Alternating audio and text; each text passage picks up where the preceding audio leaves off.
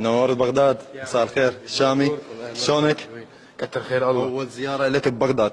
نعم، أول زيارة وإن شاء الله مش الأخيرة. إن شاء الله. من نزلت من بغداد لحد الآن بس شميت هوا بغداد. باكر إذا أشوفك تقول لي شنو انطباعك؟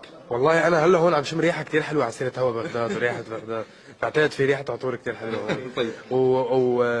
وقلوبكم واستقبالكم والجو الحلو والطاقة الحلوة هون، يقبرني ربكم. أهلا وسهلا. باكر الافتتاح الرسمي لوكالة هالف مليون. متحمس؟ جدا.